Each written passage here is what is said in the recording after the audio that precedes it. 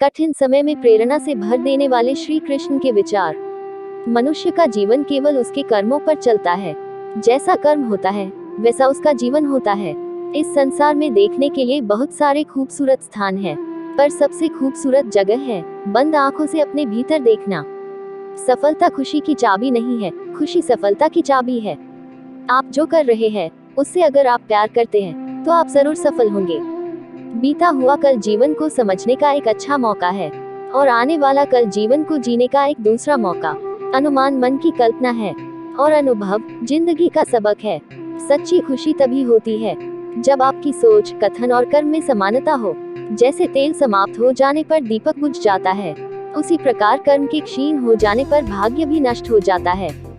जब मेहनत करने के बाद भी सपने पूरे नहीं होते तो रास्ता बदलिए, सिद्धांत नहीं, क्योंकि पेड़ भी हमेशा पत्ते बदलता है, जड़ नहीं। मौन सबसे अच्छा उत्तर है किसी ऐसे व्यक्ति के लिए जो आपके शब्दों को महत्व नहीं देता।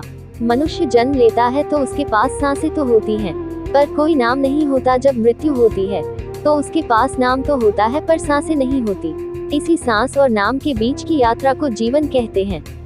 न किसी के अभाव में जियो, न किसी के प्रभाव में जियो। ये जिंदगी है आपकी, अपने स्वभाव में जियो।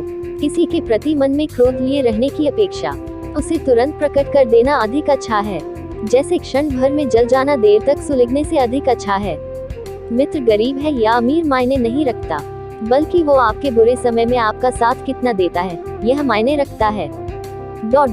इंसान चाहे जितना भी खुद को व्यस्त रख ले, जिससे वो प्रेम करता है उसकी यादों से नहीं बच सकता। कठिन समय में प्रेरणा से भर देने वाले श्री कृष्ण के विचार। मनुष्य का जीवन केवल उसके कर्मों पर चलता है। जैसा कर्म होता है वैसा उसका जीवन होता है। इस संसार में देखने के लिए बहुत सारे खूबसूरत स्थान हैं, पर सबसे खूबसूरत जगह है बंद आंखों से अपने भीतर देखना। सफलता खुशी की चाबी नहीं है, खुशी सफलता की चाबी है। आप जो कर रहे हैं उससे अगर आप प्यार करते हैं तो आप जरूर सफल होंगे। बीता हुआ कल जीवन को समझने का एक अच्छा मौका है और आने वाला कल जीवन को जीने का एक दूसरा मौका। अनुमान मन की कल्पना है और अनुभव जिंदगी का सबक है। सच्ची खुशी तभी होती है जब आपकी सोच, कथन और कर्म में समानता हो। जैसे तेल समाप्त हो जाने पर दीपक बुझ जाता है, उसी प्रकार कर्म के क्षीण हो जाने पर भाग्य भी नष्ट हो जाता है। जब मेहनत करने के बाद भी सपने पूरे नहीं होते तो रास्ता बदलिए, सिद्धांत नहीं, क्योंकि पेड़ भी हमेशा पत्ते बदलता है, जड़ नहीं। मौन सबसे अच्छा उत्तर है किसी ऐसे व्यक्ति के लिए जो आपके शब्दों को महत्व नहीं देता। मनुष्य जन्म लेता है तो उसके पास सांसें तो होती हैं, पर कोई नाम नहीं होता। जब मृत्यु होती है तो उसके पास नाम तो होता है पर सांसें नहीं होती। इसी सांस और नाम के बीच की यात्रा को जीवन कहते हैं। न किसी के अभाव में जियो, न किसी के प्रभाव में जियो। ये जिंदगी है आपकी, अपने स्वभाव में जियो। किसी के प्रति मन में क्रोध लिए रहने की अपेक्षा उसे तुरंत प्रकट कर देना अधिक अच्छा है। जैसे क्षण भर में जल जाना देर तक सुलगने से अधिक अच्छा है। मित्र गरीब है या अमीर मायने नहीं रखता, बल्कि वो आपके बुरे समय में आपका साथ कितना देता है यह मायने रखता है। ... इंसान चाहे जितना भी खुद को व्यस्त रख ले, जिससे वो प्रेम करता है उसकी यादों से नहीं बच सकता। श्रीमद्भागवत गीता में भगवान श्री कृष्ण के उपदेशों का वर्णन है। भगवान श्री कृष्ण ने अर्जुन के माध्यम से संसार को गीता का उपदेश दिया था। कृष्ण ने अर्जुन को गीता का पाठ तब पढ़ाया था जब उनके कदम महाभारत युद्ध की युद्ध भूमि में डगमगाने लगे थे। श्री कृष्ण के उपदेशों को सुनकर अर्जुन अपने लक्ष्य को पूरा करने की ओर अग्रसर हुए। कहा जाता है कि गीता में जीवन की हर एक परेशानी का हल मिल जाता है। गीता में कही गई श्री कृष्ण की बातें आज भी जीवन में आगे बढ़ते रहने की प्रेरणा देती हैं। ऐसे में किसी भी परेशानी का हल पाने और जीवन में सफलता पाने के लिए गीता की कुछ बातों का ध्यान रखना चाहिए।